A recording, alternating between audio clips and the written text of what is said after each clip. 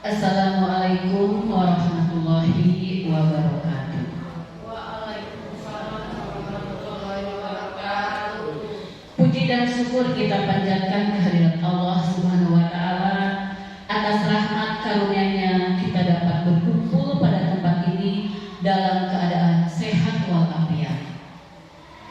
Bapak Kepala Sekolah yang saya hormati, serta Bapak Ibu Guru yang dimuliakan oleh Allah Subhanahu wa Ta'ala, sholawat serta salam semoga tercurah limpah kepada Nabi besar Muhammad Sallallahu Alaihi Wasallam, kepada para sahabatnya, kepada para keluarganya, kepada para tabi'in, serta kepada kita selaku umatnya. Mudah-mudahan mendapat sahabatul uzma yaumil zazah. Amin ya Allah ya Rabbal Alamin. Pada kesempatan yang berbahagia ini, kami merasa senang dan bangga dapat berkumpul pada acara diseminasi, yaitu pemahaman dan penerapan budaya positif di sekolah. Saya percaya bahwa dengan berbagai informasi ilmu pengetahuan yang saya miliki, saya dapat lebih memperkuat komunitas kita sebagai guru SD Negeri 2 Cinyasar untuk bersama-sama memajukan perkembangan dan memberikan manfaat untuk banyak hal. Diseminasi pemahaman dan penerapan budaya positif di sekolah ini saya selenggarakan itu untuk memenuhi tugas saya dalam membuat aksi nyata modul 1.4 budaya positif pada pendidikan guru penggerak. Pada acara diseminasi ini, saya akan memaparkan beberapa materi tentang budaya positif. Untuk mempersingkat waktu, saya akan memulai materi tentang pemahaman dan penerapan budaya positif di sekolah kita.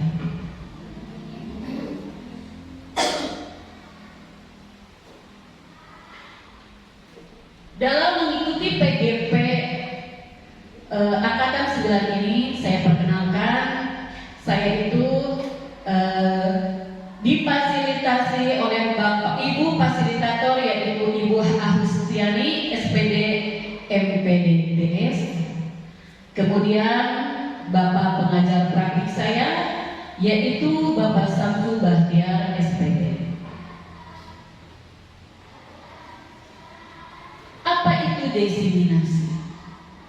Diseminasi merupakan sebuah bentuk kegiatan yang ditujukan pada kelompok atau individu agar mereka memperoleh informasi sadar menerima dan melaksanakan hak. Diseminasi merupakan sebuah bentuk kegiatan yang ditujukan pada kelompok atau individu agar mereka memperoleh informasi, sadar, menerima dan melaksanakan informasi tersebut. Tujuan diseminasi ini yaitu untuk menjelaskan proses, cara dan tujuan agar terjadi perubahan pola pikir, sikap dan tindakan berdasarkan inovasi atau penemuan pola pikir baru yang ditunjukkan.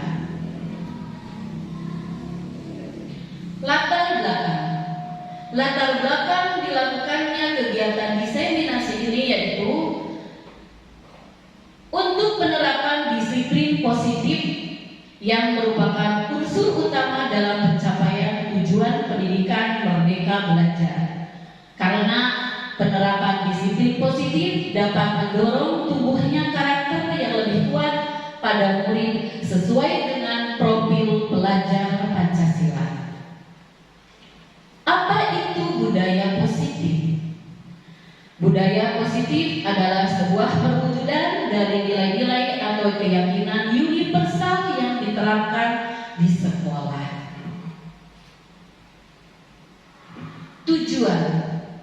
Tujuan dilakukannya kegiatan diseminasi ini yaitu untuk menumbuhkan sikap tanggung jawab, komunitas, serta kemandirian pada murid.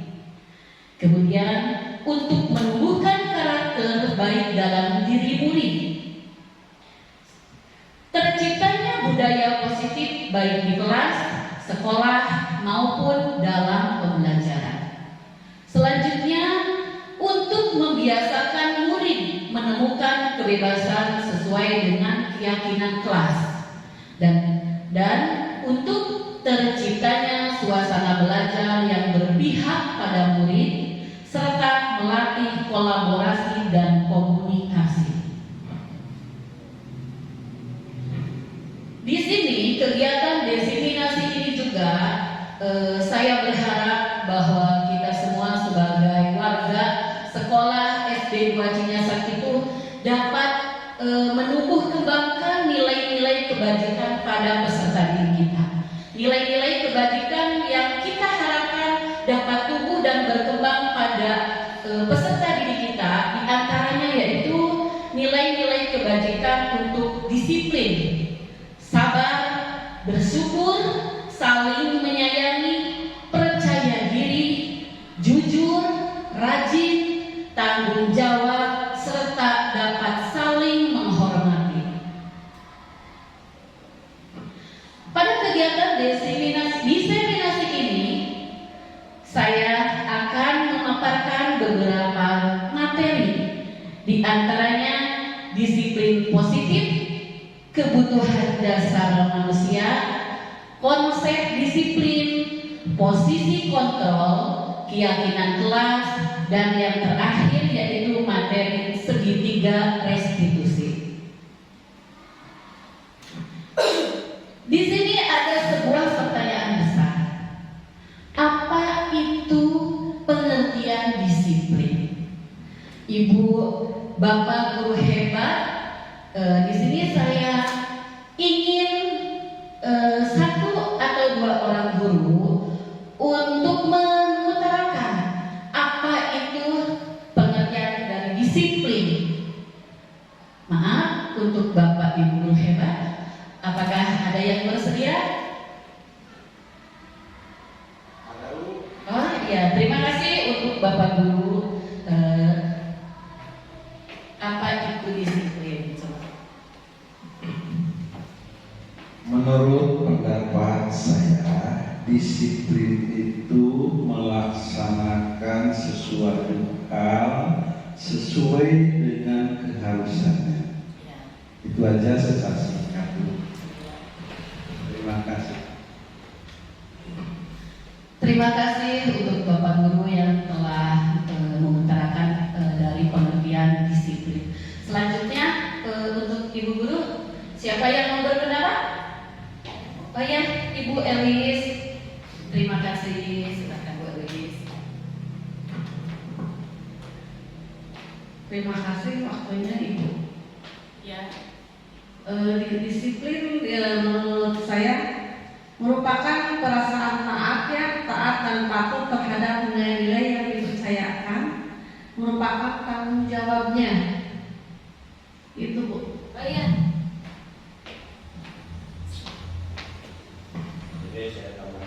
Oh iya Bapak. Menurut saya disiplin adalah suatu sikap mental yang dengan sadar dan keinsapan dari diri sendiri untuk mematuhi aturan, mematuhi ajaran dan sebagainya. Jadi di sini ada nilainya yaitu sikap mental dengan sadar dan keinsapan untuk mematuhi aturan-aturan atau ajaran-ajaran. Ya. Terima kasih. Benar sekali, tiga Bapak Ibu guru hebat yang telah mengutarakan pendapatnya. Apa pengertian dari disiplin itu? Semuanya memang benar. Disiplin itu merupakan suatu tindakan perilaku dari seseorang yang secara sadar tanpa paksaan untuk melaksanakan peraturan yang telah disepakati. Mungkin itu ya, Bu, Pak. Semuanya benar-benar sekali. Nah, kita lanjutkan. Ya, di sini lebih terperincinya.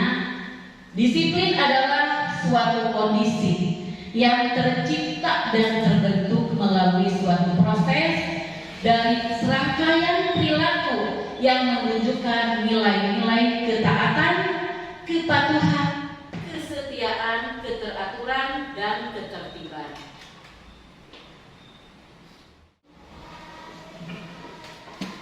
Selanjutnya untuk disiplin positif. Dalam budaya positif, kita maknai kata disiplin menjadi sesuatu yang dilakukan seseorang pada orang lain untuk mendapatkan kepatuhan. Kita cenderung selama ini menghubungkan kata disiplin dengan kata ketidaknyamanan. Memang ya, selama ini kata disiplin itu selalu berhubungan dengan dengan perasaan tidak nyaman pada diri seseorang. Contohnya misalkan kita seperti kita melakukan sebuah peraturan yang harus semua warga sekolah ini menaati dan patuh terhadap aturan tersebut. Aturan yang tidak dibuat dengan kesepakatan tanpa adanya sebuah perundingan untuk membuat kemudian disepakati, itu akan menimbulkan sebuah perasaan yang tidak nyaman, baik terhadap murid maupun terhadap guru.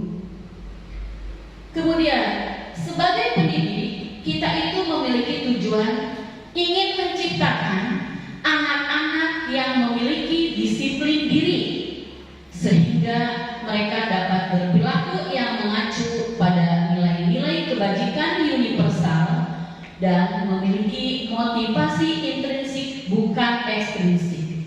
Jadi tumbuh kembangnya rasa disiplin pada diri seseorang itu sebaiknya jangan karena sebuah faktor ekstrinsik, harus dari dalam diri sendiri dengan rasa sadar tanpa harus ada sebuah paksaan bahwa seseorang itu untuk patuh dan taat terhadap sebuah aturan.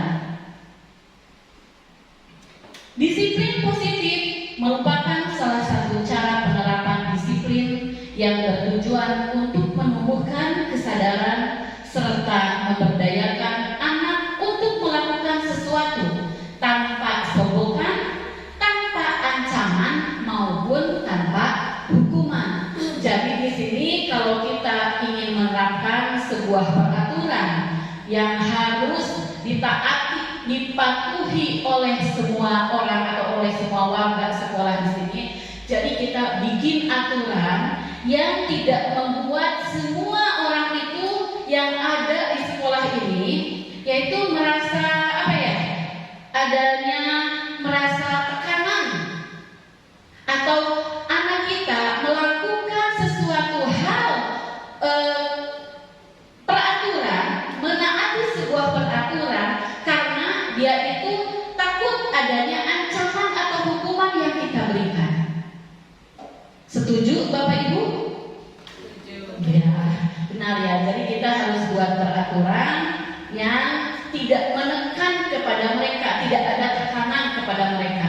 Jadi mereka itu dapat melaksanakannya itu dengan penuh kesadaran diri, tanpa adanya rasa takut dihukum, takut dikucilkan, takut banyak ketakutan yang mereka alami. Jadi kita sebagai guru, sebagai pendidik, sebaiknya kita membuat sebuah aturan yang harus sesuai dengan kesepakatan bersama agar dapat dilaksanakan sesuai dengan ketentuan, keyakinan, kesepakatan bersama. Selanjutnya kita akan membahas tentang kebutuhan dasar manusia. Kebutuhan dasar manusia itu merupakan unsur-unsur yang dibutuhkan oleh manusia dalam mempertahankan keseimbangan fisiologi atau fisik maupun psikologis atau jiwa yang bertujuan untuk mempertahankan kehidupan dan kesehatan. Di sini ada sebuah teori menurut Maslow. Maslow berpendapat bahwa manusia harus memenuhi kebutuhannya yang paling rendah terlebih dahulu sebelum kebutuhan yang lainnya itu naik ke tingkat yang lebih tinggi sampai ia bisa mengaktualisasikan dirinya. Jadi di sini gini, setiap manusia itu memiliki kebutuhan dasar. Nah, untuk memenuhi kebutuhan dasar yang ada pada diri manusia itu tidak bisa kita langsung ke tingkat yang paling tinggi ya Bu Pak ya. Kita memenuhi kebutuhan dasar kita itu mulai dari yang paling rendah dulu. Setelah tingkatan yang pertama sudah terpenuhi, baru kita akan dapat menuju tingkatan yang selanjutnya. Mungkin seperti itu ya Bu Pak.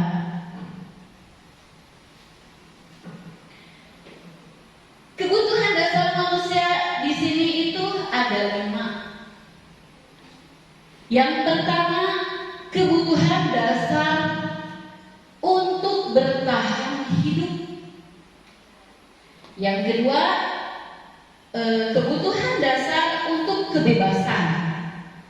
Yang ketiga, kebutuhan dasar untuk membutuhkan kasih sayang dan rasa diterima.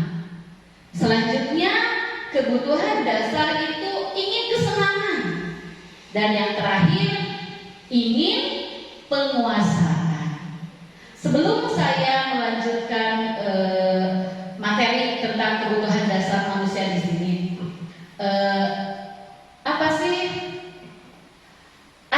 yang ada dalam pemikiran ibu bapak di sini? Apa sih kebutuhan dasar untuk bertahan hidup itu seperti apa ya Pak? Apakah ada yang mencoba menjawab? Boleh? Ibu yang paling depan, maaf. Ya, terima kasih atas kesempatannya. Menurut saya, kebutuhan bertahan hidup adalah ini berhubungan dengan fisiologis untuk bertahan hidup. Misalnya kebutuhan makan, kebutuhan minum, kesehatan itu untuk kebutuhan bertahan hidup. Ya, benar sekali. Jadi ya benar sekali. Terima kasih Ibu Aan. Kemudian ya benar sekali di sini kebutuhan dasar manusia itu untuk bisa bertahan hidup itu ya kebutuhan yang harus terpenuhi melalui apa dulu? Makan. Ya fisik dulu ya, fisik dulu. Nah fisik kita itu untuk bisa bertahan hidup itu memerlukan makan, minum, ya asupan yang harus ada, yang harus masuk setiap hari ke dalam tubuh kita, ya Ibu Bapak. Karena kalau setiap hari tidak ada makanan yang masuk ke dalam tubuh kita, apakah kita dapat bertahan hidup? Dapat tidak Bapak Ibu? Iya benar ya. Tidak dapat bertahan hidup kalau tidak ada makanan yang masuk ke dalam tubuh kita. Benar sekali. Nah, sekarang tentang kebebasan. Nah, mari kita buka materi selanjutnya. Nah, kebutuhan dasar manusia tentang bertahan hidup di sini. Tahapan awal manusia itu memerlukan kebutuhan dasar fisik. Benar sekali apa yang tadi Ibu An katakan.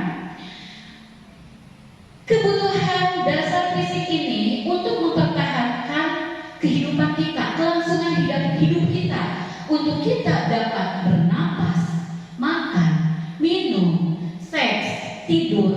Nah, jenjang ini merupakan tahapan penting agar manusia dapat tetap mempertahankan hidupnya sebelum naik ke jenjang kebutuhan berikutnya. Setelah semua kebutuhan dasar untuk bertahan hidup terpenuhi, baru kita dapat melangkah ke dalam kebutuhan hidup selanjutnya, yaitu tentang apa Bapak? Kebebasan, ya benar, tentang kebebasan. Apa itu kebutuhan dasar tentang kebebasan? Kebutuhan dasar tentang kebebasan yaitu kebutuhan akan pilihan ya Ibu Bapak, pilihan. Nah, kebutuhan akan kebebasan untuk kemandirian dalam mengendalikan arah hidupnya. Jadi di sini pada dasarnya semua manusia itu tidak ada Dipaksa, benar sekali Pak. Tidak ada manusia yang ingin dipaksa. Mereka itu semuanya pada dasarnya itu menginginkan sebuah kebebasan. Kebebasan untuk menentukan dirinya itu mau apa, mau seperti apa. Contohnya misalkan ini, ada seorang siswa yang sedang membersihkan halaman sekolah. Kemudian saya sebagai ibu guru di sini, saya itu ingin, saya itu membutuhkan misalkan air ya, ibu bapak. Kebetulan air di sekolah saya itu misalkan habis karena kemarau. Saya memanggil peserta didik saya untuk mendekat kepada saya. Misalkan, Anti coba sini. Padahal Anti sedang membersihkan halaman ya ibu bapak. Dia kemudian mendekat. Nah saya bilang, Anti sedang apa sekarang? Saya sedang membersihkan halaman sekolah Bu. Oh iya, maaf ya, bisa bantu ibu untuk mengambilkan air 1 ember saja, karena di sekolah kita airnya habis kemarau. Tolong ambilkan ke ini ya, ke apa, mata air yang ada itu, mata air yang dekat dengan sekolah. Apakah Anti harus menurut dengan apa yang saya suruh? Bagaimana ibu bapak? Harus menurut tidak terhadap perintah saya? Harus. Oh ya, kata bapak harus. Ada lagi yang berpendapat lain? Ada lagi? Ya harus, karena kan harus taat terhadap guru. Oh iya pak, coba pak Mam, utarakan. Ya kalau yang seperti tadi Ya. disuruh itu ya, karena yang menyuruhnya adalah guru itu kan harus detail dan dilaksanakan. Jadi nanti itu harus ya secara sadar gitu, sesuai dengan dia itu adalah murid, ya harus taat pada gurunya yang menurut. Oh iya. Terima kasih bapak. Ada yang berpendapat lain? Maaf. Mohon maaf. Ada yang dapat berpendapat yang berbeda dengan bapak Jaja? Bapak mau berpendapat? Tidak ya. Boleh ya, bebas saja untuk berpendapat. Tadi bapak guru berpendapat katanya bahwa Anti itu seharusnya nurut terhadap saya karena saya adalah guru di sini. Karena kepada guru itu harus nurut, harus taat, harus patuh. Itu pendapat bapak. Tapi di sini saya berpendapat lain. Maaf ya Pak, boleh berpendapat bebas ya. Tapi saya di sini berpendapat lain. Di sini kalau saya berperilaku seperti apa yang diutarakan Bapak bahwa Anti itu harus taat dan patuh terhadap saya kurang setuju. Kenapa? Karena di sini berarti saya telah merampas kebebasan Anti, Pak. Ya, karena memang setiap orang itu menginginkan kebebasan, Pak. Jadi kalau Anti menolak, dia ingin menyelesaikan dulu pekerjaannya, kemudian baru menolong saya, itu mungkin sikap Anti itu benar Pak. Karena di sini kita harus dapat memberikan kebebasan kepada murid, tidak seperti zaman dulu mungkin ya Pak ya, yang dimana semua murid itu harus taat patuh terhadap apa yang diucapkan oleh guru. Nah untuk sekarang karena pembelajaran kita itu berpihak pada murid, kemudian kita harus dapat memberikan kebebasan kepada semua siswa yang ada di sini, maka kita harus dapat memberikan kebebasan terhadap mereka. Ya sudah, mereka mau apa dulu nih, kita jangan menekannya. Mungkin seperti itu ya Pak ya. Terima kasih atas pendapatnya. Selanjutnya di sini semua manusia itu menginginkan kasih sayang, rasa aman, dan rasa diterima.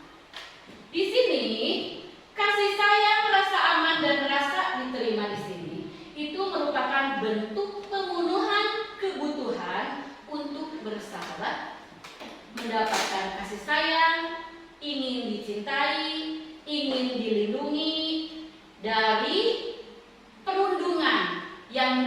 dapat terjadi kapan saja. Jadi semua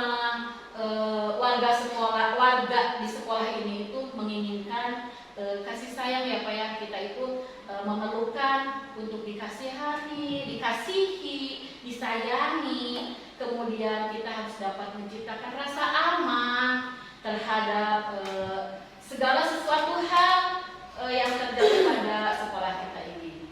Kemudian selanjutnya, untuk kebutuhan dasar selanjutnya yaitu keempat, tentang kesenangan. Kesenangan di sini itu merupakan sebuah kebutuhan dasar untuk mencari kesenangan, bermain dan tertawa, di mana semua warga sekolah ini pasti menginginkan bahwa ada situasi yang tidak ingin yang kita itu belajar serius terus. Benar tidak Ibu Bapak? Ya, dalam melakukan sebuah pembelajaran di kelas, kita itu harus dapat menciptakan, harus dapat memenuhi kebutuhan mereka untuk kebutuhan mencari kesenangan dengan bermain, tertawa. Misalkan dalam pembelajaran kita dapat bermain sambil belajar. Nah, kemudian kita sebagai pendidik jangan kita memberikan materi pembelajaran terhadap anak itu yang terlalu serius. Mungkin itu ya Ibu Bapak ya. Kita selipkanlah sedikit candaan terhadap mereka dalam situasi yang tidak terlalu tegang, agar mereka itu dapat dapat merasa senang ya Ibu Bapak ya. Jadi jangan terbosan gitu ya. Nah, kemudian tingkat yang terakhir, tingkat kebutuhan dasar manusia yang terakhir yaitu kebutuhan atas penguasaan. Kebutuhan atas penguasaan di sini yaitu kebutuhan pengakuan atas kemampuan yang berhubungan dengan kekuatan untuk mencapai sesuatu menjadi kompeten dan ingin diakui atas prestasi dan keterampilan yang dimiliki. Dan kebutuhan dasar dalam penguasaan ini juga, semua orang itu ingin dihormati Pak, Bu ya. Ingin dihormati, ingin didengarkan, dan ingin menimbulkan sebuah pengaruh untuk memiliki sebuah harga diri. Maaf, dapat dipahami Ibu Bapak? Ya, terima kasih. Kita lanjutkan. Motivasi perilaku manusia. Motivasi perilaku manusia itu merupakan sebuah dorongan yang timbul pada diri seseorang secara sadar atau tidak sadar untuk melakukan suatu tindakan dengan tujuan tertentu. Motivasi perilaku manusia ini ada 3 tahapan. 3 tahapan ya Ibu Bapak. Yang pertama, perilaku untuk menghindari ketidaknyamanan dan hukuman. Jadi pada dasarnya semua manusia itu ya menghindari untuk ketidaknyamanan yang timbul dari dalam diri dan menghindari hukuman yang dapat terjadi terhadap kita. Di sini rasa menghindari ketidaknyamanan dan hukuman ini itu murid itu melakukan sebuah disiplin. Dia itu taat, patuh terhadap aturan dan dia berperilaku disiplin. Tetapi dia melakukannya itu karena dia itu adanya rasa ketidaknyamanan, takut dimarahi, dan dia itu takut akan adanya hukuman ya Pak Ibu ya. Takut adanya hukuman kalau tidak patuh, kalau tidak taat terhadap aturan yang ada. Kalau ada rasa takut untuk dihukum, rasa takut untuk tidak nyaman berada di lingkungan tersebut, kemudian dia melakukan patuh terhadap disiplin, itu merupakan salah satu sikap contoh yang timbul dari dalam apa? Adanya dari dalam diri atau luar Pak? Luar. Iya benar. Dari luar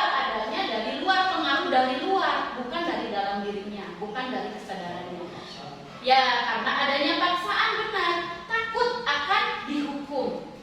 Itu merupakan sebuah contoh yang melakukan sebuah disiplin, tetapi dilakukannya itu berdasarkan karena adanya pengaruh dari luar.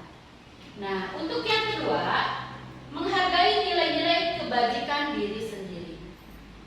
Jadi perilaku manusia yang melakukan tingkat kedisiplinan untuk patuh taat terhadap suatu aturan itu, yang kedua itu yang timbul dari dalam diri sendiri. Nah, di sini murid itu melakukan disiplin diri karena akan adanya rasa sadar, karena akan adanya dia menyadari bahwa ada nilai kebajikan pada dirinya. Dan ini merupakan sebuah contoh dari motivasi intrinsik. Jadi motivasi atau dorongan yang berada dari yang timbul dari dalam diri seseorang tersebut. Jadi di sini nilai kebajikan dari diri sendiri itu dia lakukan bukan adanya unsur dari luar, dari ada dari dalam diri, maka mereka itu melakukannya dengan penuh kesadaran tanpa adanya unsur paksaan. Contohnya gini Pak, misalkan gini, ya? Apa itu contohnya bisa seperti itu? Oh bisa ya, misalkan ibu bapak guru itu memberikan tugas kepada siswa, anak-anak untuk PR di rumah kalian coba hafalkan perkalian 5 sampai 10. Besok ibu tes. Nah, itu kalau ada motivasi dari dalam diri siswa tersebut, pasti siswa tersebut itu apa? Ya, akan melaksanakan, kemudian dengan secara penuh kesadaran dia itu pasti sampai ke rumah langsung setelah dia makan berganti pakaian gitu ya Pak, pasti karena adanya rasa tanggung jawab dari dalam dirinya sendiri tanpa adanya rasa takut paksaan dari luar, dia itu akan melaksanakan apa yang ditugaskan oleh ibu bapak guru. Maka dia itu akan bersemangat untuk menghafalkan perkalian 5 sampai dengan 10 itu sampai dia itu bisa hafal dan siap untuk dites pada hari berikutnya. Mungkin itu ya Pak sebenarnya. Kemudian perilaku yang ketiga itu ingin mendapatkan imbalan atau penghargaan dari orang lain. Tidak jarang ya peserta didik kita itu melakukan sesuatu hal yang ditugaskan oleh ibu bapak guru tanpa apa ya, jadi tanpa adanya rasa ikhlas dari dalam dirinya mereka. Ada juga beberapa siswa yang melakukan perintah guru tetapi dengan menginginkan sebuah imbalan atau penghargaan dari guru. Nah di sini jadi murid itu melakukan disiplin diri karena dia ingin mendapatkan imbalan. Dan ini merupakan motivasi ekstrinsik. Di sini misalkan contoh dari murid yang melakukan sesuatu tetapi motivasinya ingin imbalan. Misalkan, Kela tolong ibu untuk cuci piring. Karena kemarin habis ada tamu, misalkan ada piring yang kotor ya Pak ya. Nah kemudian anak itu yang saja. Saya sebagai guru yang menyuruhnya harus peka. Oh, anak ini berarti dia memiliki apa? Iya benar, keinginan untuk mendapatkan imbalan atau penghargaan. Memang seperti ini ya Pak ya. Sebenarnya memang kita itu menghadapi anak itu berbagai karakter yang ada pada diri mereka itu. Ada yang melakukan sesuatu hal yang diperintahkan oleh guru itu, ada yang ikhlas. Kalau kita kasih misalkan kasih sesuatu hadiah pun menolak. Ada yang mengharapkan ingin mendapatkan hadiah, itu ada Pak. Jadi memang di sini perilaku peserta didik kita itu memang bermacam-macam ya Ibu Bapak ya. Hanya saja kitanya yang harus pandai-pandai untuk mengetahui setiap karakter yang ada pada diri peserta didik kita ini. Selanjutnya, konsep disiplin dengan identitas gagal.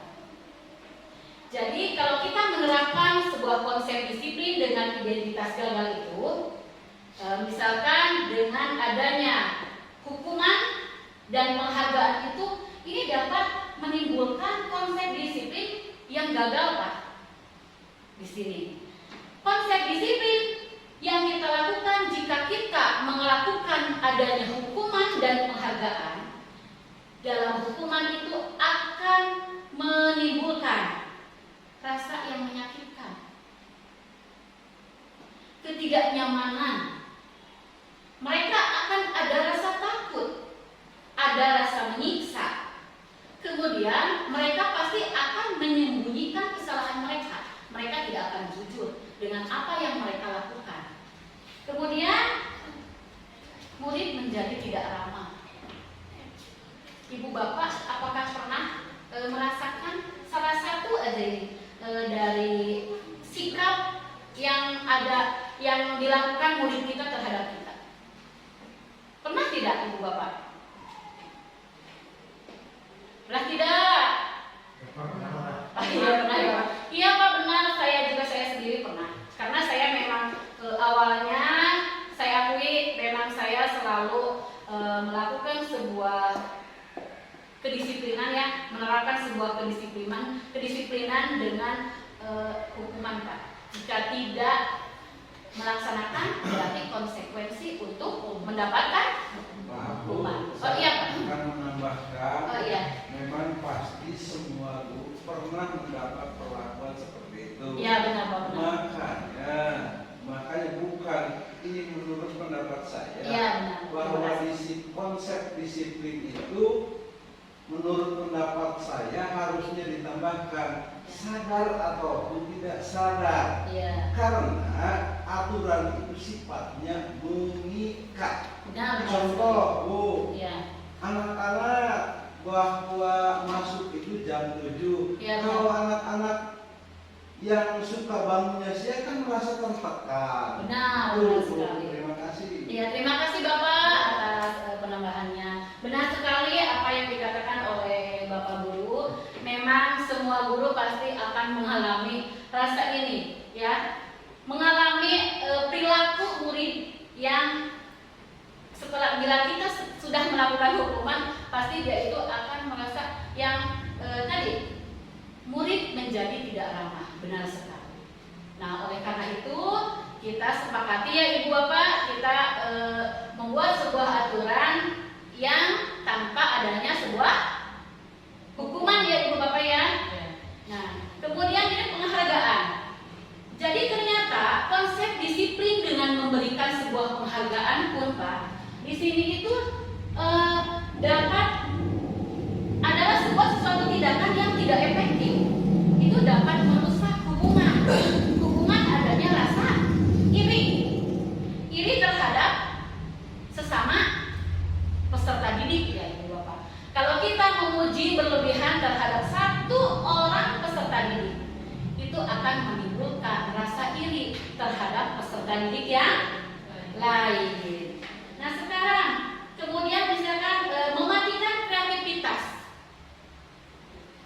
Dalam kelas biasanya kan kalau memang ada anak yang lebih cenderung aktif berprestasi, pasti kalau kita memberikan sebuah penghargaan, pasti yang akan mendapatkan penghargaan itu anak yang itu lagi. Benar tidak Ibu Bapak?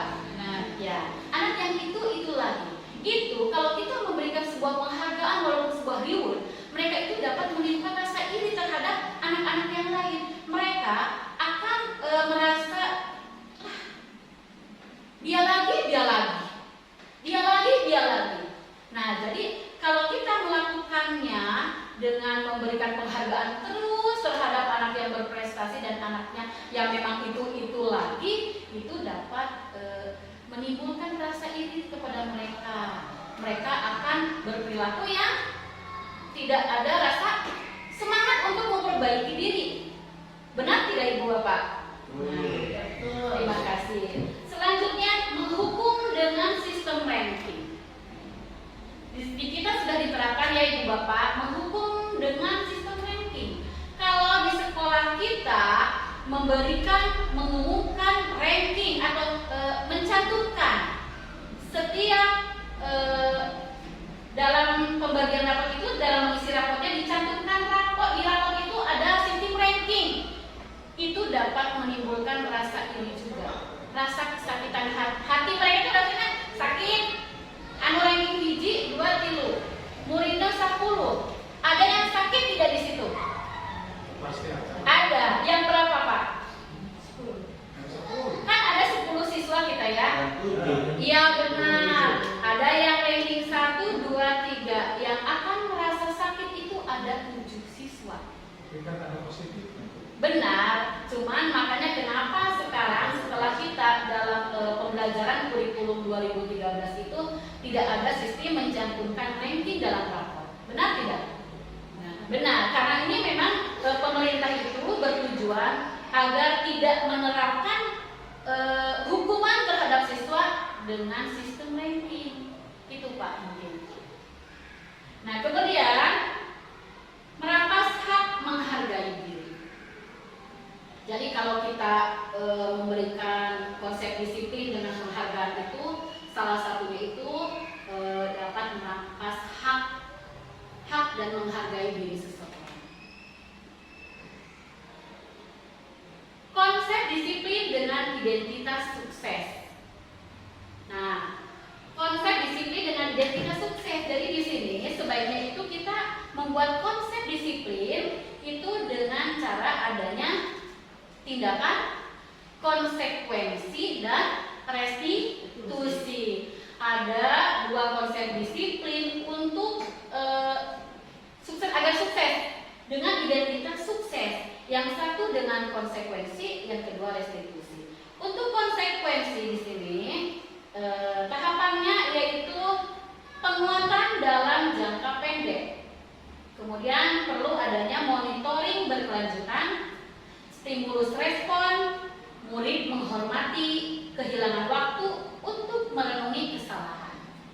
Kalau dalam konsep disiplin restitusi ini, yaitu murid bertanggung jawab terhadap perilaku, fokus pada pemecahan masalah, jangka panjang, murid menghormati dirinya dan orang lain, kemudian adanya teori kontrol. Dirinya itu pasti memegang kontrol. Kemudian murid bersemangat memperbaiki kesalahan. Seperti itu ya Ibu Bapak. Selanjutnya konsep disiplin pendekatan restitusi. Sebuah cara menanamkan disiplin positif pada murid. Jadi konsep disiplin untuk pendekatan restitusi ini adalah merupakan salah satu cara menanamkan disiplin positif pada murid kita ya Ibu Bapak. Di sini pengertian restitusi. Apa itu restitusi? Restitusi adalah sebuah proses untuk menciptakan kondisi bagi murid untuk memperbaiki kesalahan mereka sehingga mereka bisa kembali pada kelompok mereka dengan karakter yang lebih kuat. Ini merupakan menurut pendapat dari Goswami pada tahun 2000. Ciri-ciri restitusi. Yang pertama, bukan menebus kesalahan namun belajar dari kesalahan. Jadi kalau kita menyelesaikan sebuah kasus, kemudian kita menggunakan konsep pendekatan restitusi itu yang pertama itu, jadi murid itu dilakukannya bukan menebus kesalahan, namun belajar dari kesalahan yang mereka lakukan. Selanjutnya, memperbaiki hubungan antara korban dan pelaku. Di sini ya Ibu Bapak. Di sini tawaran bukan paksaan. Menuntun untuk melihat ke dalam diri, mencari kebutuhan dasar yang mendasari tindakan, fokus pada karakter, bukan tindakan menguatkan dan fokus pada solusi. Untuk selanjutnya, apa itu tujuan restitusi? Tujuan dari restitusi yaitu membantu murid menjadi lebih memiliki tujuan, disiplin, positif, dan memulihkan dirinya setelah berbuat salah.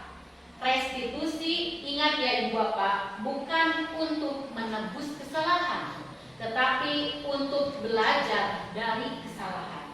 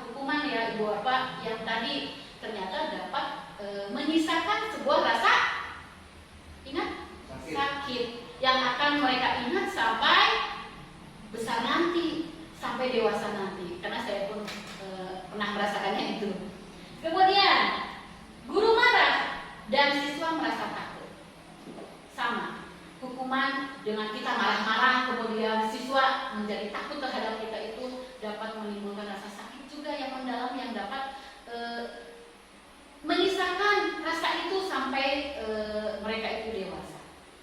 Konsekuensi. Contoh perilaku konsekuensi di sini itu satu, guru memberikan konsekuensi siswa menulis perjanjian untuk tidak mengulangi sebanyak 33 kali. Untuk saat ini pembelajaran yang dilakukan pada era guru zaman sekarang itu sepertinya yang ini sudah tidak ada lagi. Konsep ini mungkin terjadinya zaman dulu ya Ibu Bapak. Kalau kita tidak mengerjakan sebuah PR, maka guru menyuruh kita untuk coba kamu ulangi lagi PR yang Ibu suruh sebanyak 33 kali seperti itu. Untuk sekarang kita sudah tidak ada ya Ibu Bapak ya konsep pembelajaran al-hukumah seperti itu. Setuju? Ya.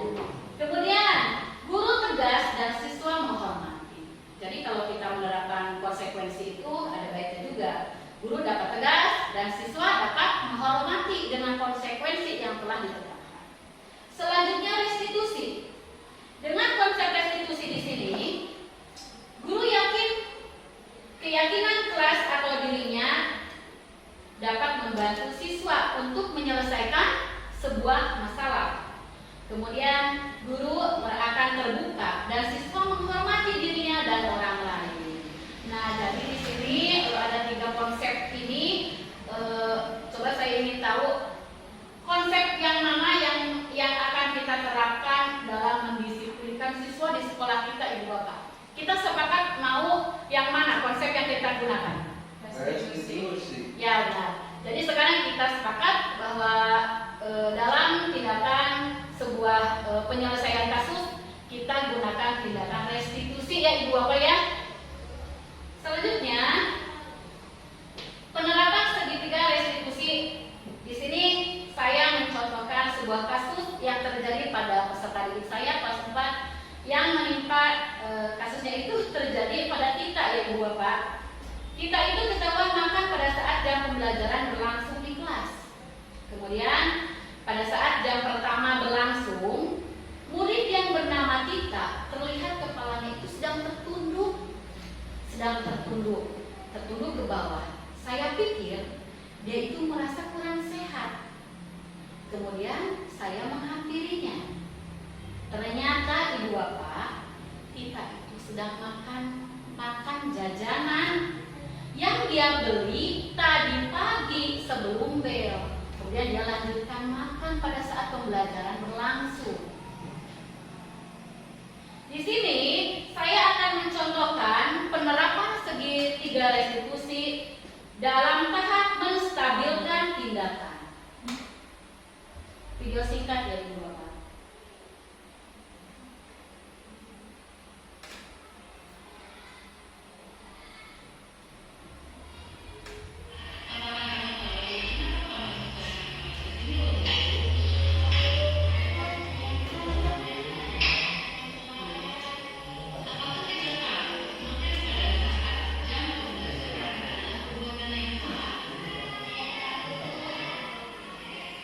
Ya, Ibu Bapak ya.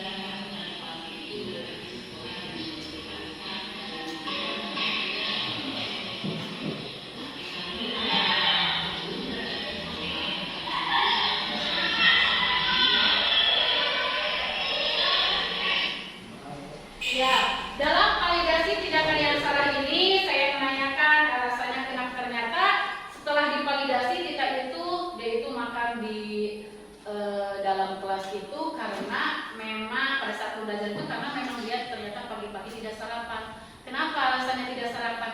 Saya bangunnya kesiangan, Bu. Kenapa kamu bangun kesiangan? Penyebabnya apa? Ternyata kita itu main HP sampai larut malam, sehingga dia itu bangunnya kesiangan. Dia bangun kesiangan, kemudian dia cepat-cepat mandi, ganti baju berangkat sekolah, dan dia tidak sempat untuk sarapan. Untuk tindakan yang selanjutnya itu menanyakan keyakinan.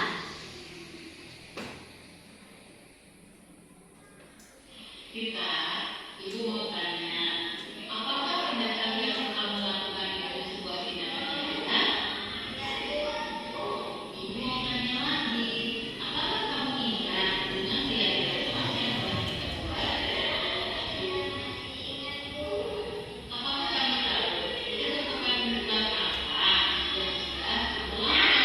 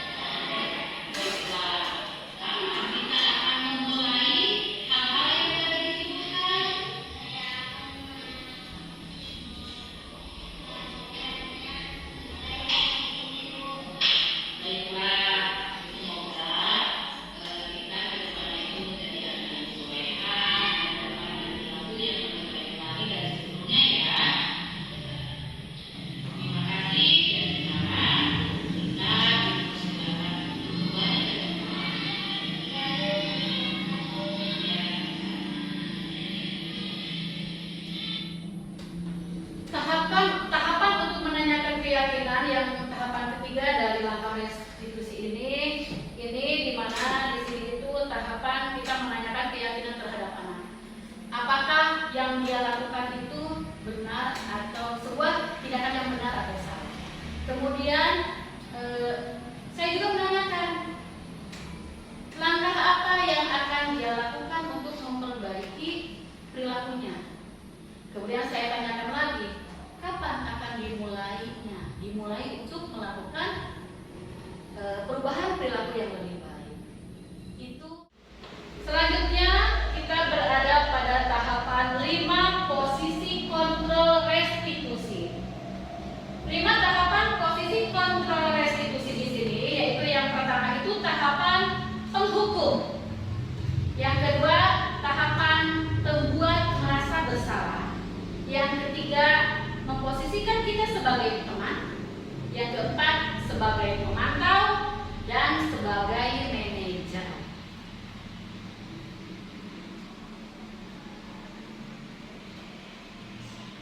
Contoh penerapan 5 posisi kontrol di sini. Kalau kita memposisikan sebagai pendidik, sebagai penghukum itu, contohnya seperti ini. Patuhi aturan di sekolah. Lalu berdiri di lapangan. Itu contoh kalimat yang kita ucapkan kepada murid kita yang melanggar aturan. Nah, kemudian posisi kita sebagai itu pembuat merasa bersalah. Kita sering mengucapkan seperti ini. Berapa kali Bu Guru harus memberitahu kamu? Ibu sangat kecewa sekali sama kamu. Ketiga, memposisikan diri sebagai teman. Ayolah, yang tertib, buat ibu bangga. Kali ini kamu tidak apa-apa salah, tapi besok-besok jangan ulangi lagi ya. Mungkin itu contohnya. Kemudian kita memposisikan diri sebagai pemantau. Kamu sudah melanggar peraturan sekolah?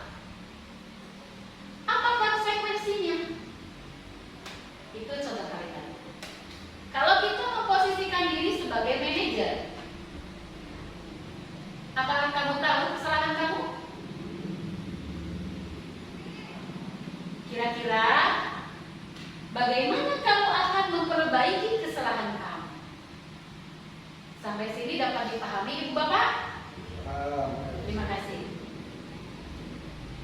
Kita lanjutkan pembahasan dalam keyakinan kelas. Mengapa sih keyakinan kelas? Mengapa tidak peraturan kelas saja? Di sini kita akan menerapkan kata-kata kebajikan.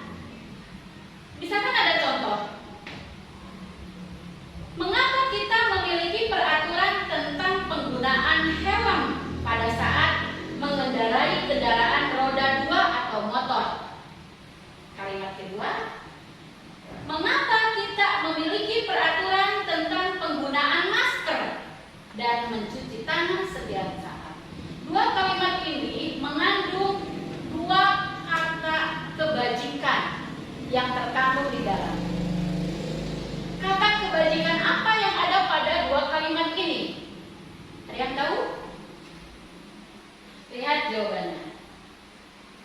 Jawaban untuk kalimat yang dua tadi yaitu kata kebajikan yang terkandung di dalamnya itu adalah untuk keselamatan dan kesehatan. Benar. Nilai-nilai keselamatan atau kesehatan inilah yang disebut sebagai keyakinan, yaitu nilai-nilai kebajikan atau prinsip-prinsip universal yang disepakati bersama secara universal yang terlepas dari latar belakang suku, ras, bahasa maupun agama. Sekarang apa sih itu keyakinan kelas? Nah, di sini keyakinan kelas merupakan kesepakatan kelas yang disusun dan dibuat serta diyakini bersama oleh guru dan siswa. Jadi keyakinan kelas itu berarti yang membuatnya siapa Ibu Bapak? warga kelas. Ya, warga kelas, benar sekali. Warga kelas yaitu ibu, guru, dan murid. Benar sekali, terima kasih. Yang kedua, peraturan kelas itu apa? Ya, peraturan kelas yaitu tatanan regulasi sebagai petunjuk, kaidah atau ketentuan yang dibuat untuk mengatur sebuah aturan kelas. Peraturan ini dibuat itu tidak melibatkan kelas. Jadi perbedaan antara keyakinan dan aturan itu, keyakinan kelas dan peraturan kelas itu, kalau keyakinan kelas itu kita buat bersama. Jadi semua warga kelas itu memberikan apa? Keinginannya. Ya, apa sih keinginan yang akan kita laksanakan, yang harus kita patuhi pada saat pembelajaran di kelas. Nah, kemudian kalau aturan itu yang dibuat saya sebagai wali kelasnya. Saya membuatnya tidak melibatkan murid. Jadi aturan itu bentuknya regulasi yang harus ditaati oleh semua warga, tetapi dibuatnya tanpa melibatkan murid. Mungkin seperti itu. Dapat dipahami Ibu Bapak? Ya, kita lanjutkan. Bagaimana pembentukan keyakinan kelas?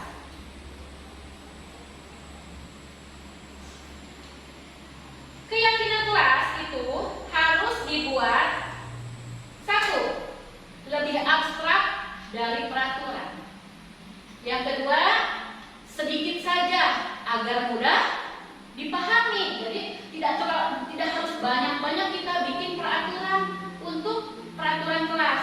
Tetapi kita buat saja sedikit, tetapi walaupun sedikit, siswa itu, murid itu dapat mengingatnya, selalu mengingatnya. Kemudian berupa pernyataan universal.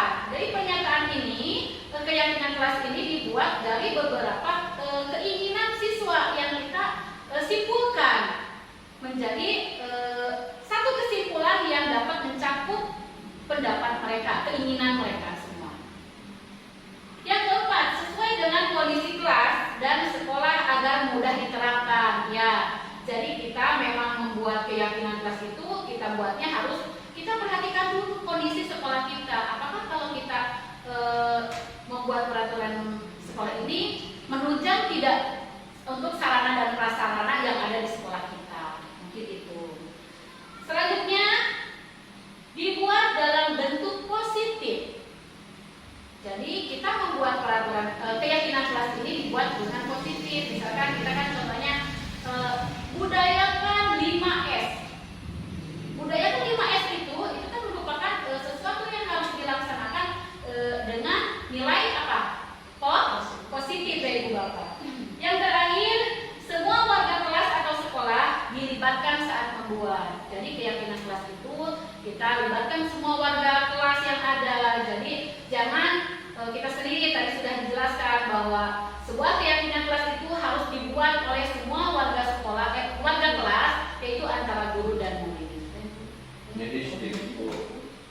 masalah keyakinan kelas, kalau dulunya memang merupakan satu keturunan atau satu perubahan dari tata tertib kelas, sebetulnya seperti itu.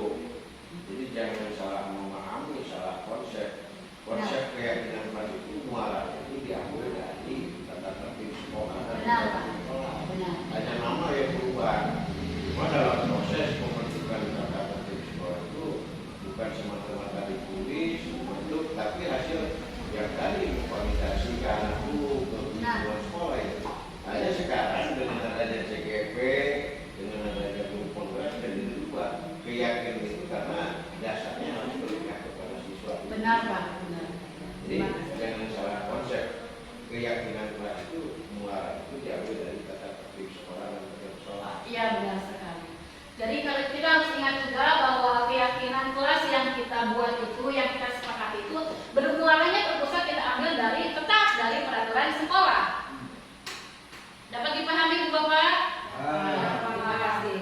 Untuk selanjutnya segitiga restitusi. Nah, segitiga restitusi ini langkah-langkah dalam tindakan penyelesaian kasus menggunakan metode segitiga restitusi itu ada 3 langkah. Yang pertama, menstabilkan identitas, kedua, memvalidasi tindakan yang salah, dan keempat, menanyakan keyakinan. Tadi dari awal sudah kita bahas ya Ibu Bapak ya?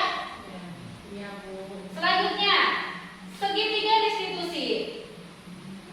Menstabilkan identitas ini bertujuan bahwa kita semua itu akan melakukan hal terbaik yang bisa kita lakukan. Seperti tadi contoh dalam kalimat, setiap orang pasti pernah melakukan kesalahan. Kamu bukan satu-satunya yang pernah melakukan ini. Langkah validasi tindakan yang salah di sini, semua perilaku memiliki alasan. Kamu tentunya punya alasan mengapa melakukan itu. Langkah yang ketiga, menanyakan keyakinan. Kita semua memiliki motivasi, intrinsik. Nah di sini keyakinan keras apa yang telah kita buat? Apakah kamu sadar sudah melanggar keyakinan kelas yang telah kita sepakati? Nah langkah ini juga tadi sudah kita bahas ya Ibu Bapak.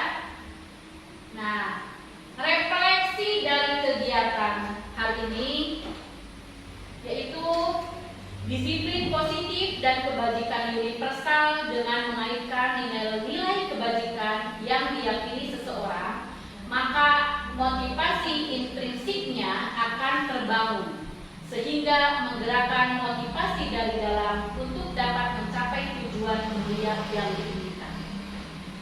Yang kedua, kita bisa menggunakan keyakinan kelas untuk membuat suasana pembelajaran di kelas menjadi lebih menyenangkan. Yang ketiga, kita bisa menggunakan segitiga restitusi ketika ingin menyelesaikan permasalahan yang terjadi pada anak. Yang keempat, kebutuhan manusia mencakup 5 aspek, yaitu kebutuhan keamanan, bertahan hidup, rasa diterima, kebebasan, dan penguasaan.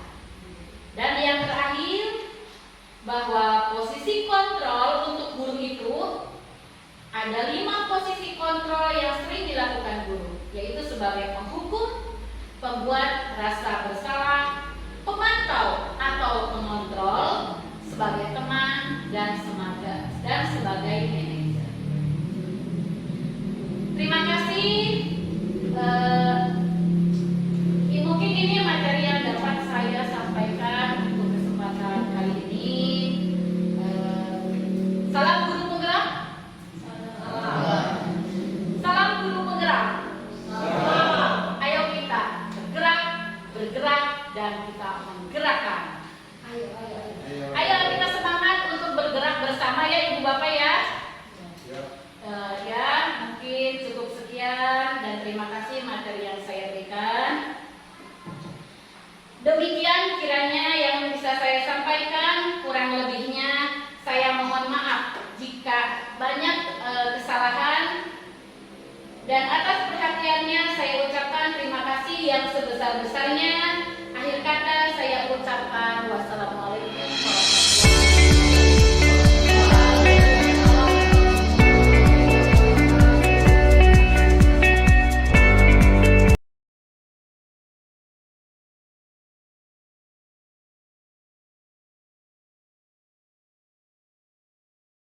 Assalamualaikum warahmatullahi wabarakatuh. Waalaikumsalam warahmatullahi wabarakatuh. Baiklah, hari ini bagaimana kabar kalian?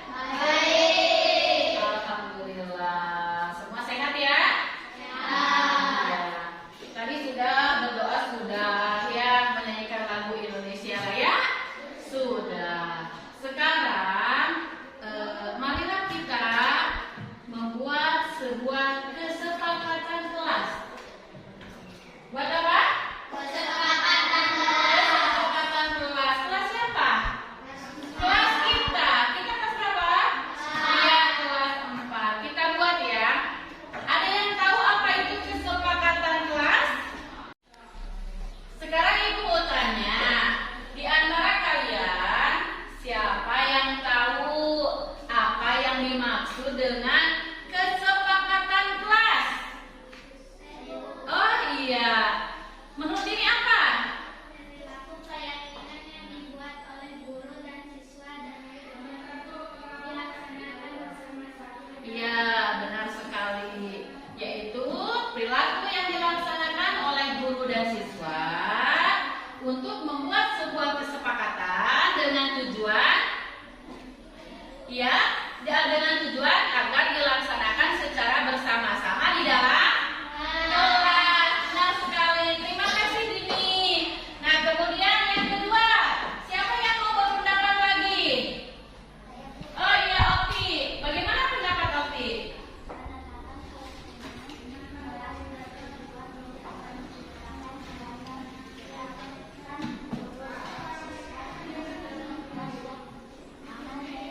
Oh iya, jadi sebuah kesepakatan yang dibuat dengan harapan untuk menciptakan suasana kelas yang aman dan nyaman. Benar sekali. Nah, sekarang marilah kita buat kesepakatan kelas, yaitu dengan membuat kesepakatan kelas diharapkan antara warga kelas kita ini dapat tercipta suasana yang bagaimana? Siapa yang bisa menjawab? Oh iya, suasana bagaimana? Jawaban.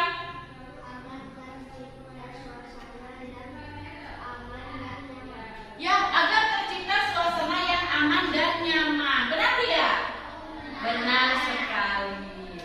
Nah, sekarang untuk membuat sebuah kesepakatan kelas bersama ini, Ibu menginginkan kalian itu menuangkan ide atau gagasan kalian apa saja yang akan kita sepakati,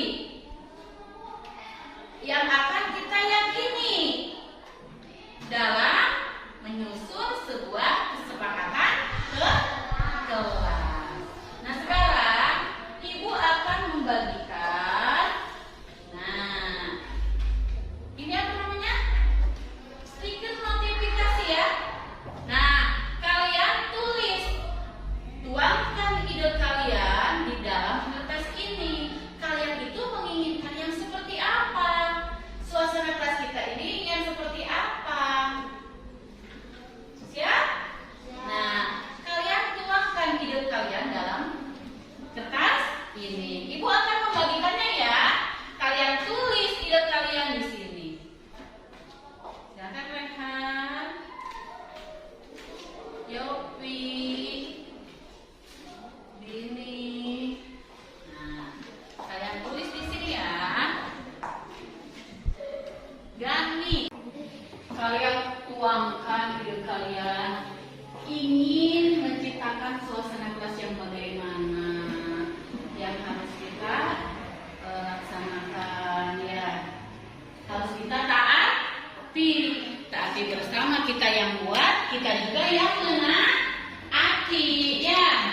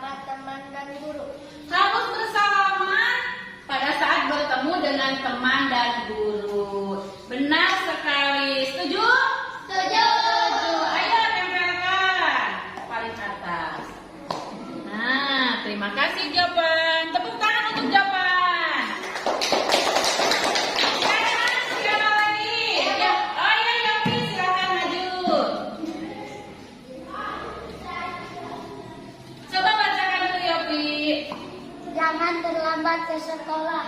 Jangan terlambat ke sekolah. Ya, tempelkan Yopi. Nah, benar. Tepuk tangan untuk Yopi. Ya, selanjutnya siapa? Oh ya, Adi dulu yang sudah tunjuk tangan duluan. Ayo Adi. Coba bacakan. Apa yang keinginan Adi itu apa? Harus tersenyum saat bertemu dengan teman dan guru. Harus tersenyum saat bertemu dengan teman dan guru. Ya, tempelkan. Yang lurus sayang. Luruskan. Ya. Terima kasih Agi. Tepuk tangan untuk Agi. Selanjutnya siapa? Oh iya, ini silakan maju ke depan.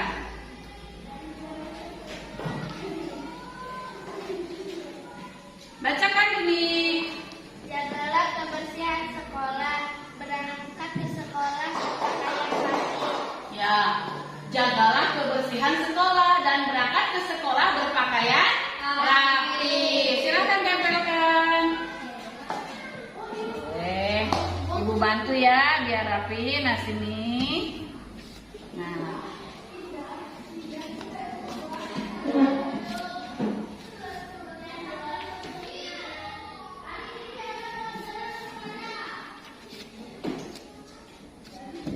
Siapa? Selanjutnya? Oh, Rehan, silakan Rehan.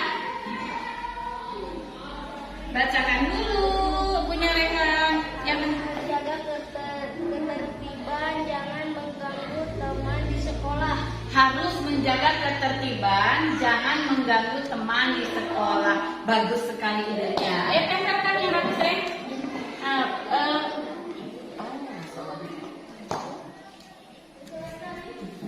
Nah, selanjutnya siapa? Oh ya Tita, silakan Tita. Bacakan yang lantang ya Tita. Jagalah kebersihan kelas. Jagalah kebersihan kelas. Benar, ayo tempelkan. Terima kasih Tita, tepuk tangan. Selanjutnya siapa? Gani. Ya, silakan Gani.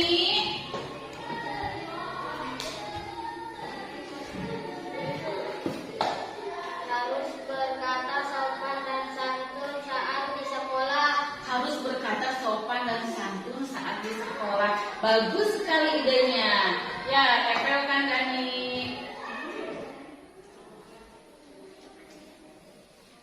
Ibu bantu ya. Nah. Selanjutnya siapa? Yang belum? Oh iya, Tita. Tita belum ya? Oh, Hana. Hana ya, silakan Hana. Hana dan Oki. Yuk, Hana, yang pantang, bacakan. Harus mengerjakan semua tugas dari guru aku. Harus mengerjakan semua tugas dari guru tepat waktu. Ide yang bagus. Ayo tempelkan. Boleh di bawah, boleh di tengah, boleh di sini aja. Nah, langsung. Ya, terima kasih Hana, tepuk tangan buat Hana. Nah, kemudian terakhir siapa? Okti, silakan Okti ke depan. Bacakan dulu Okti. Berdoa bersama sebelum pembelajaran. Berdoa bersama sebelum pembelajaran. Nah, ide yang bagus. Tempelkan Okti di sini. Ya, di sini. Nah. Terima kasih Okti. Tepuk tangan untuk Okti. Baiklah. Nah, sekarang di sini ada 9 keinginan. Ada 9 ide yang dituangkan oleh anak-anak ibu yang hebat dan luar biasa ini. Nah, setelah kalian membuat kalimat ini, kita ubah kalimat ini menjadi sebuah kalimat positif yang kemudian nanti kita akan buat menjadi sebuah keyakinan kelas. Seperti itu ya.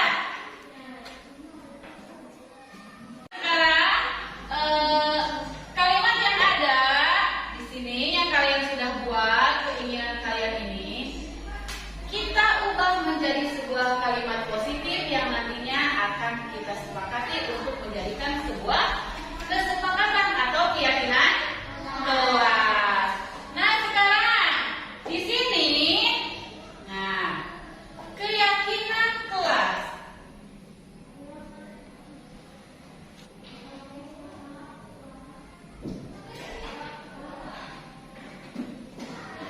Keyakinan kelas di kelas 4, nah, atau kesepakatan kelas yang kita buat yang pertama, kita akan menentukan apa?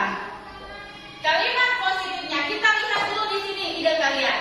Pertama, ide dari jawaban harus apa?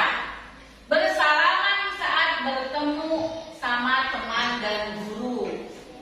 Nah, ada lagi di sini punyanya Agi.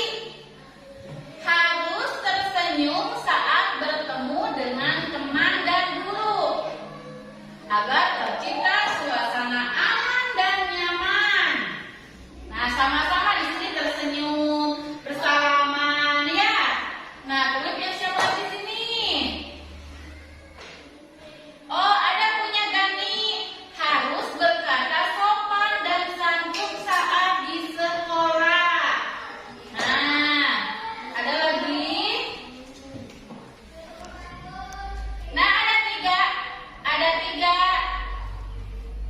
kalimat yang keinginan yang kalian utarakan di sini. Sama-sama di sini harus tersenyum, harus sopan, harus apa lagi? Harus santun, ya. Bagaimana? Itu termasuknya ke dalam apa? Ke dalam menetapkan kebiasaan kita untuk tetap melaksanakan budaya apa? Apa? 5S, benar sekali. Jadi, nah, di sini ada menetapkan budaya 5S. Benar tidak? Ada di sini ya nanti ya. Nah, kemudian ada lagi apa?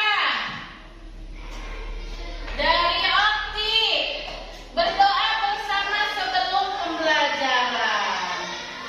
Coba kita lakukan. Bagaimana kalau kita sepakati untuk selalu berdoa pada setiap pembelajaran sebelum dimulai? Siap? Nah, ini mau yang mana dulu? Budayakan 5S dulu atau mau berdoa sebelum belajar dulu? Berdoa sebelum belajar. Setuju? Nah, kita sepakati di sini keyakinan kelas yang pertama yaitu berdoa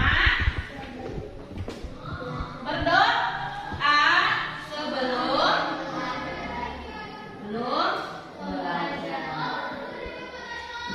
Yang keduanya apa? Iya, budayakan 5S atau apa? Nah, langsung di sini kita tulis. Sepakat tidak? Yang kedua apa? Melaksanakan budaya 5S.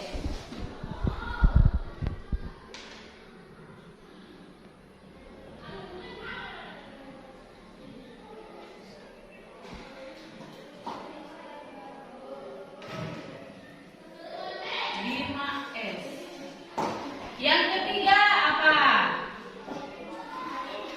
Lihat di sini ada lagi dari jangan terlambat ke sekolah dari siapa? Yopi. Ada lagi? Nah, di sini ya Yopi katanya jangan terlambat ke sekolah. Berarti apa? Apa? Hadir? Benar, yaitu kita sepakati bahwa kita harus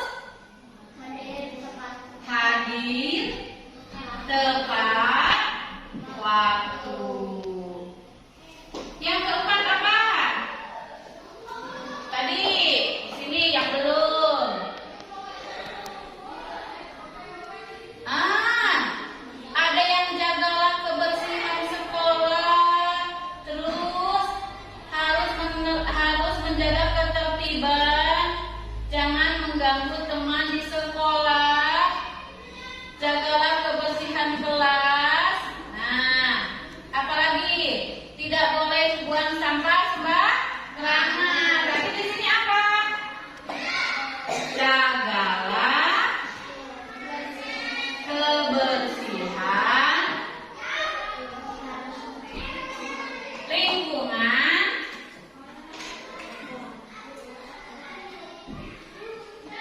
lingkungan apa?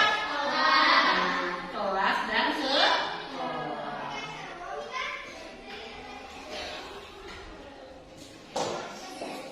Nah, yang kelima apa? Ada lagi tadi apa?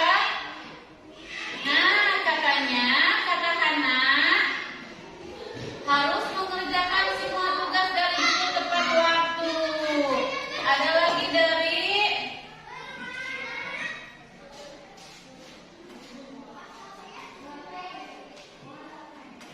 Nah, jagalah ketertiban dan jangan mengganggu teman sekolah. Kita buat apa di sini?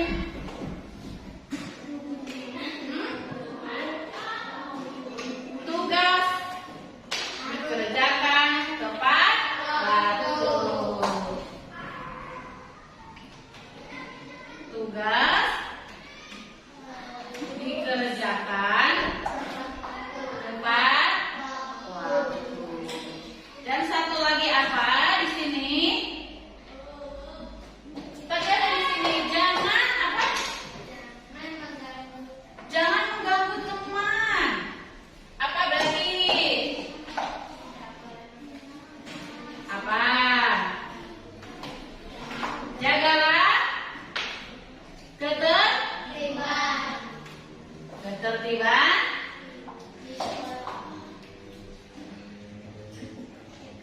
kelas dan saling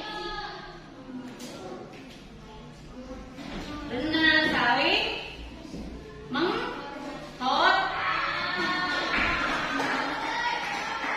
kita buat kesepakatan kelas ini menjadi berapa poin? 6 poin. Yang ke satu apa? Berdoa sebelum belajar. Yang kedua? Laksanakan budaya 5S. Yang ketiga? Benar, kita harus hadir tepat waktu. Yang keempat? Jagalah kebersihan lingkungan kelas dan sekolah. Kelima? Benar, tugas dikerjakan tepat waktu. Dan yang keenam?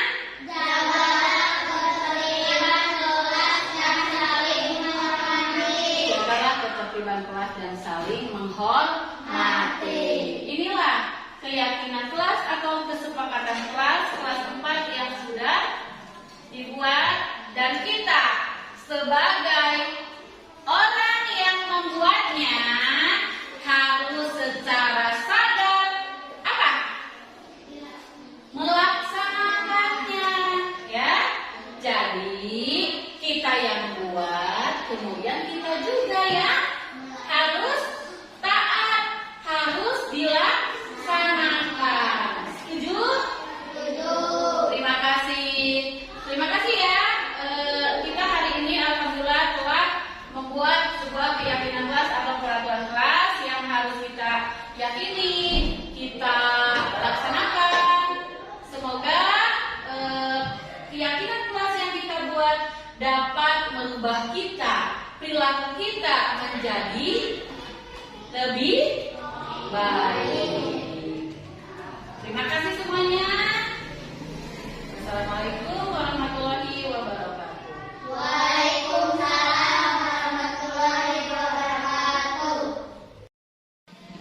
Assalamualaikum warahmatullahi wabarakatuh. Saya Kepala SD Negeri 2 Cimesak akan menyampaikan testimoni hasil diseminasi para CGP yang telah dilaksanakan pada hari-hari kemarin. Di antaranya sebagai berikut: diseminasi yang telah dilaksanakan oleh CGP yang dilaksanakan ternyata hasil daripada diseminasi budaya positif yang telah diterapkan dan telah dilaksanakan, alhamdulillah banyak sekali perubahan bagi SD kami, khususnya kelembagaan dan terutama untuk para CGP itu sendiri dalam melaksanakan diseminasi. Bukti nyata dari diseminasi yang dilaksanakan kemarin adalah sikap dan perilaku siswa yang merupakan satu keyakinan telah dilaksanakan dan hasilnya sangat memuaskan. Untuk itu kami kepada para CGP yang ada di SD 2 Cinyasag ini bisa meneruskan budaya positif ini untuk kemajuan siswa GTK dan khususnya kelembagaan yang ada di SD 2 Cinyasag ini. Barangkali itu yang bisa saya sampaikan. Mudah-mudahan menjadikan acuan bahwa budaya positif sangat diperlukan dan sangat dibutuhkan demi kemajuan siswa, guru, dan semua warga sekolah SD Negeri 2 Cinyasag. Demikian, Assalamualaikum warahmatullahi wabarakatuh. Assalamualaikum warahmatullahi wabarakatuh. Saya wakil dari guru SD Negeri 2 Cinyasag, mewakili dari teman-teman akan memberikan testimoni terhadap diseminasi yang dilakukan oleh calon guru penggerak yang desiminatornya adalah Ibu Aan Arnasi dan Ibu Hanisa. Pertama-tama saya mengucapkan syukur alhamdulillah telah terlaksananya diseminasi tentang pelaksanaan budaya positif di SD Negeri 2 Cinyasag, termasuk langkah-langkah yang beliau sampaikan kepada kami juga teman-teman di SD Negeri 2 Cinyasag. Langkah-langkahnya begitu jelas dan akurat sehingga dalam penanganan baik masalah kasus juga pelaksanaannya jelaslah sangat berbeda dengan kasus pelaksanaan dan penanganan sebelumnya. Kalau kita bandingkan dengan pelaksanaan dari calon guru penggerak pada kesempatan hari ini, pelaksanaannya sungguh sangat berbeda dan sangat luas. Itulah yang sangat saya banggakan dari calon guru penggerak, mendapatkan berbagai macam perubahan. Mungkin itu yang dapat saya sampaikan, juga dapat kebanggaan.